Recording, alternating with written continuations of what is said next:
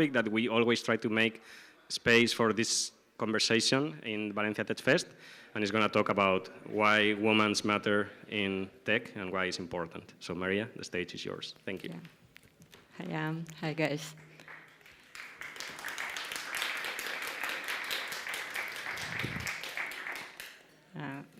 When I got approved to this event, I was, yay, they support femtech, and it's just super cool. Next, I saw that I have my slot at 5 p.m., and the event starts at 9. I thought, probably few people will survive, by the end of the day. But, these guys, Spanish guys, they have proper siesta, so I hope you're good, and you can be with me for the next half an hour. I'm going to talk about important topic, how we can help women to grow in tech. So the headline of my speak in schedule was a little bit different, but I decided to change focus. First few words about me. So my name is Maria Suleiman. As they like to tell in LinkedIn, I'm seasoned program manager.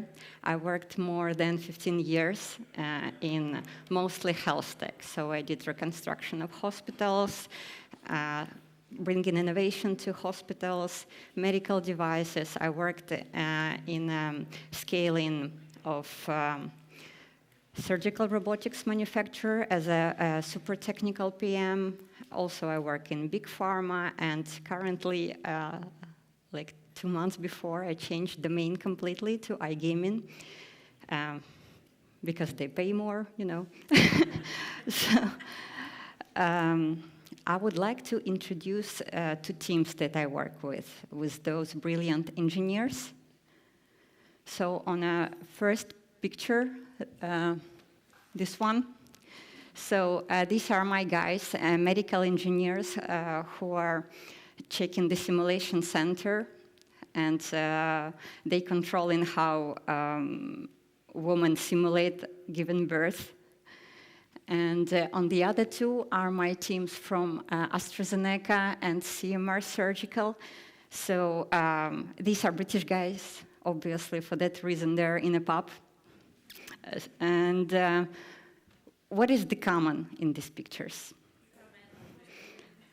Yes, so this is a statistic. Like Eurostat published the recent statistic about how many women are now in tech. And this is one of the 5, 20%.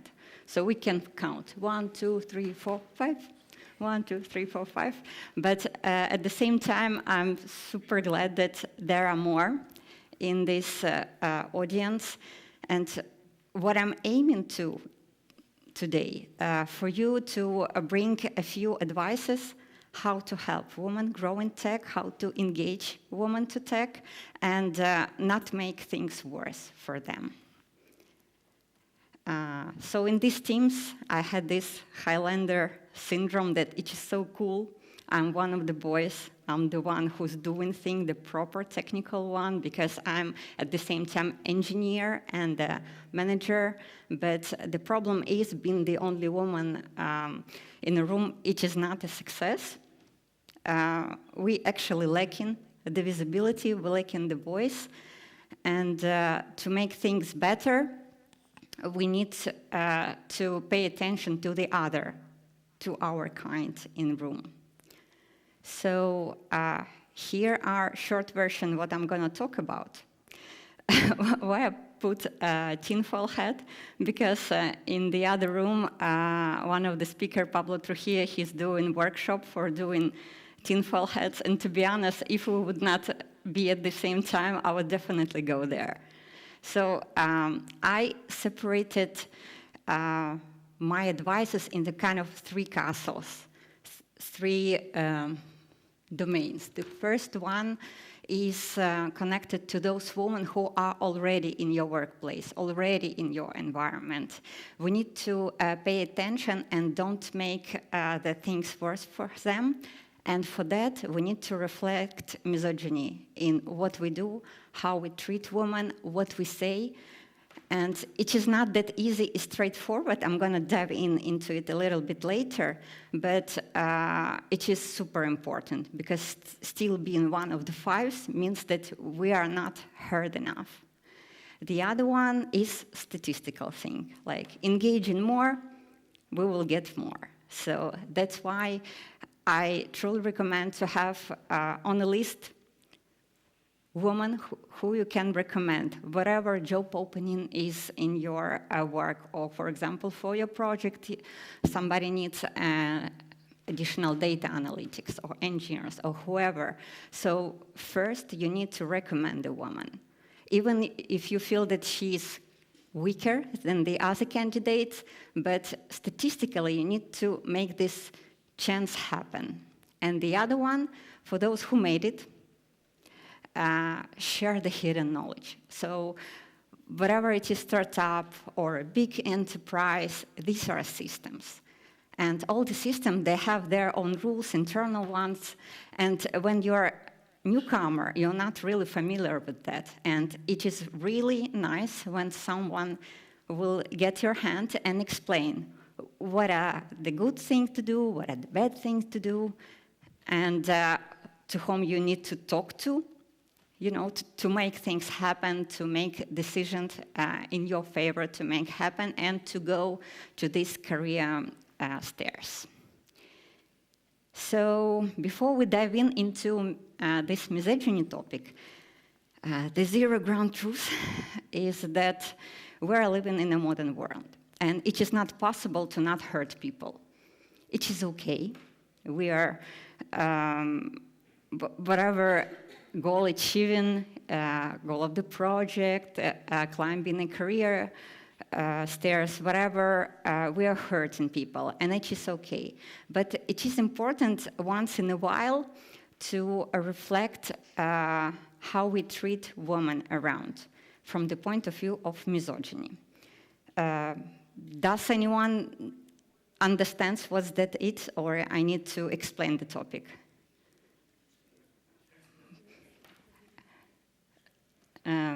Especially for that guy in the shirt. He said, explain. Right. So there are 50 shadows of it. But important thing is that when we're saying something that makes a woman small, or, for example, her accomplishments or idea irrelevant, it is misogyny. When I just started to work in Cambridge Medical Robotics, on my first day, I entered a room with my team. There were 10 middle-aged, white, British, male, and I was, foreigner. I am Ukrainian, woman, and I didn't have at the moment that elaborate English that they have. So at the same time, being as you, a professional, you're feeling like samurai, and you have your katanas on the wall.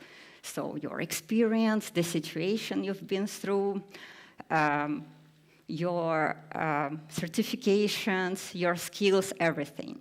And I am the good one. I'm really good program manager, and I know where, for example, someone trying to make timelines longer, when we're not mitigating the risk, when, for example, we are allowing to score creep happen. I know how to catch it. And when I started to catch that, they said, Maria is a little bit too much. For me, being, pushy and being emotional as I am. So I felt so diminished, embarrassed because of that. So this is what I call internalized misogyny at the workplace. Don't do that. And to avoid situation like that, it is important sometimes to do this gender swap in your head. If, for example, any woman in a room irritates you, you feel really annoyed of her behavior, of her traits, like how she wears clothes or whatever, in case you just do this little trick of, little trick of gender swap.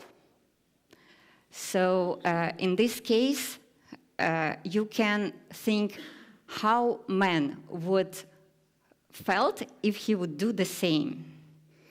We'll give some, example.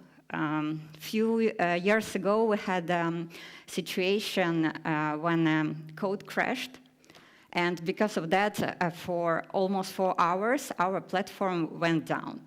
And everyone had their butts, really red, and everyone was stressed.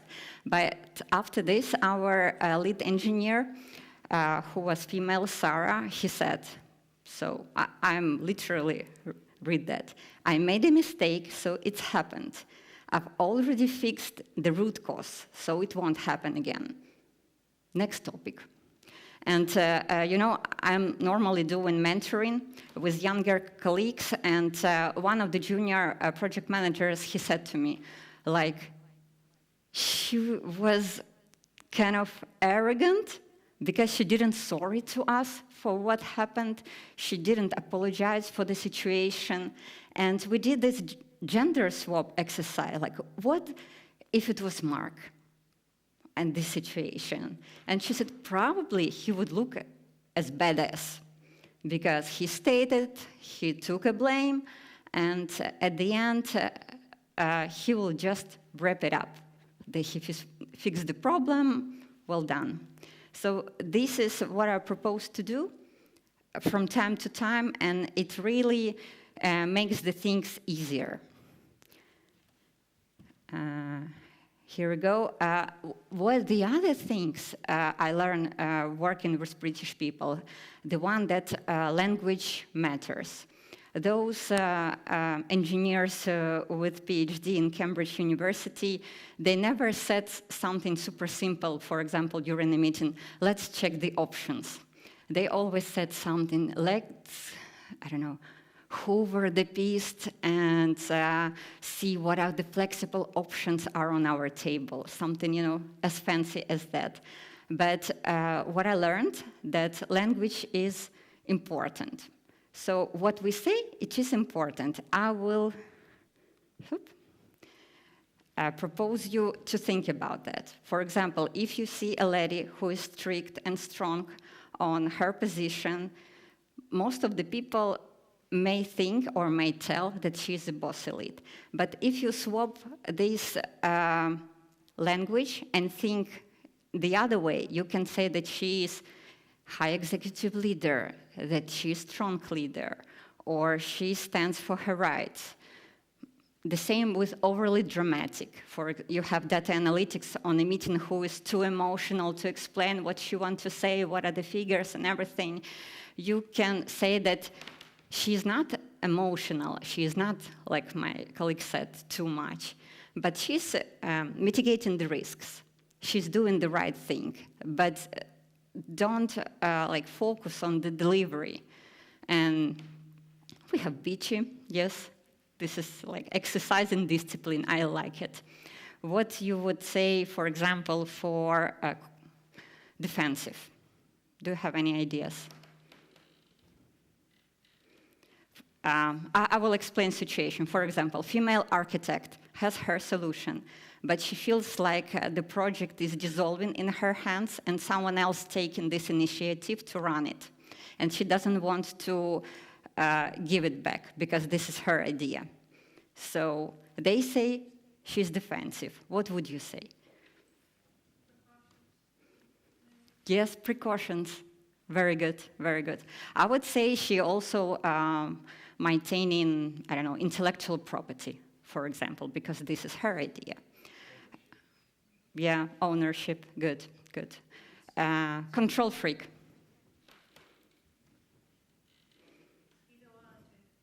Sorry? Yes, good, good. Or precise, we can say. Yeah. So for every negative definition, just think of some, constructive connotations. So these are 2 steps. Gender swap, language swap. Super easy. Oop. For those who've been just on the phone, I see you.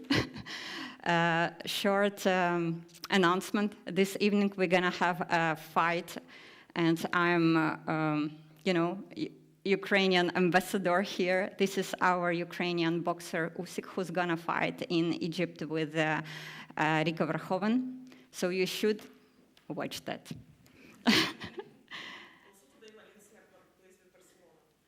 Sorry? Valencia plays with Barcelona today. Yeah, good. Right, the next one.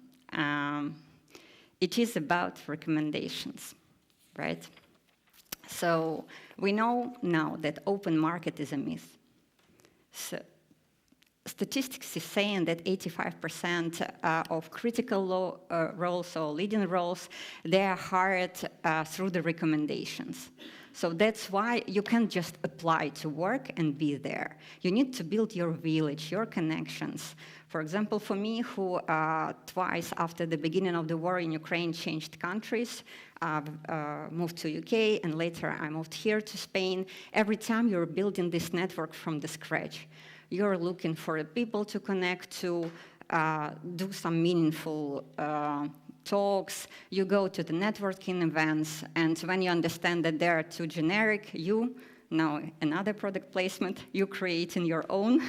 So this is what I did here in Valencia. I created a Healthtech Community Valencia that connecting people from pharma, medical devices, life sciences. So we're doing events when people from one area can connect together and find investor for startups or find meaningful cooperation points, whatever.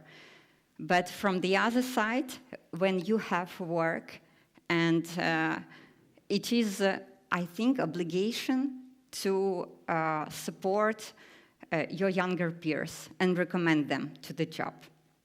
Or, for example, these ladies already work in your company, just to propose them for the new project, for the promotion, for some interesting initiative. It is as simple as that.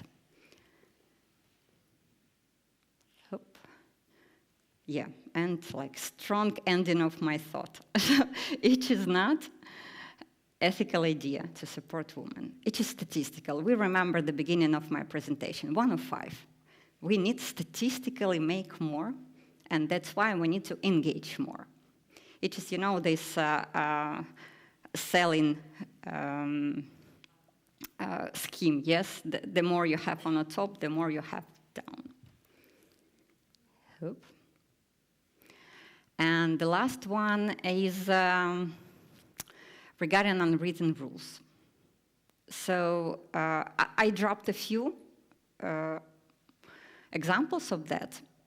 The one that normally applies in a working space. So, for example, don't take notes, especially now we're living in era of meat takers, and it is not needed anymore. Sometimes it is a sign of strong leadership when you don't need to take notes. I still, for example, now in a new job, having a meetings with a huge amount of people, mostly men, I'm the one who are taking notes and who remember afterwards. And it is, happens for many women. They become organizing some events for a team, onboard new people. So advice is how to become more strict, show your leadership, and so what the other thing is important, how to say no to things.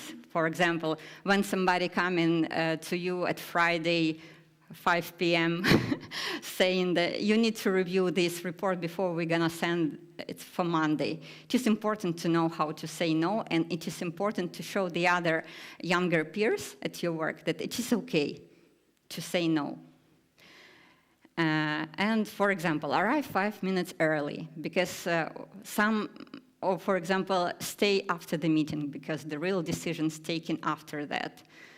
So, wherever advise the change in dynamic or perception of the person at the working place, it matters, and it matters when you share this hidden knowledge with your peer. So recap. Recognize misogyny. Recommend women on the job. Share hidden knowledge. Super easy. You can start doing it from Monday and reflect in your everyday situations and help women grow in tech. Thanks. I will be really glad to stay connected. This is Barcode from my LinkedIn.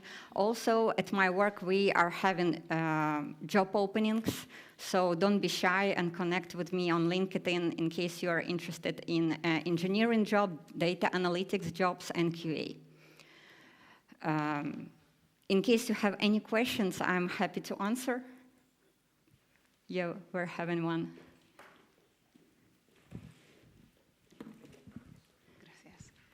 It's not so much a question as a comment, so let me know if you mind that, because sometimes it's really horrible that it's not a question, it's a comment. Sure, if you're all right with that. Okay, first of all, thank you so much. And then I started working in the 90s, so I could write books about all that you have said and more, and also about how I think the trickiest thing with misogyny and ageism, which is the other side. Yes, is that it's really difficult to prove very often. One thing that they say about 50-plus women is that you stop giving a shit, and it's true. So when I walked in, so I noticed this morning when I came here that really, I mean, I can't really say a percentage, but I'd say maybe 80% men and 20% women. That's what it looks like. So when I walked in here, it was reversed. It was maybe 90% women in this room and 10% men. And the point is that this is where we need you. So thank you to the men who are here, because this is where we need you. We need to support one another, but every minority needs allyship. We need you. We need all of you to listen, because this is real, mates. This is shit. This shit is real. It's really bad out there, and you can't imagine, because it doesn't happen to you. And I completely understand that. It's really hard to put yourself in the shoes of someone who isn't you. But for those of us who are designers, that's at the basis of UX. It's empathy. That's what we're trying to do. So thank you to all the men in the room. Thank you so much. This is all really, really important. And like I said, it's not really a question, which I hope, anyway. I'll shut up now. But yeah, thank you very much. Thank you. I like that now they created a new word for women over 50. Have you heard this? Queenager. So it is really cool. I like it. Any more? Right, I know. But by the way, fun fact, I recall that there was one research in 1998 when they found out that when a woman talks in a room more than 30% of the time, for most of the people, it feels like 70. So it sounds bad, so they replicated, this is Cambridge University, replicated it 10 years later and another 10 years later. Now it was more around equality, but the result is the same. So it is not that easy to be heard just because people by default have hardship with listening to women for that long. And on that, with this thought, I wanted to ask you very much for listening to me for half an hour. Well done. Thank you.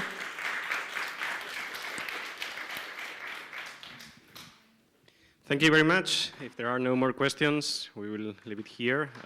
We will do a small closing session, but still have some time, so feel free to wander around, stay here, talk between each other. But thank you so much. Yes.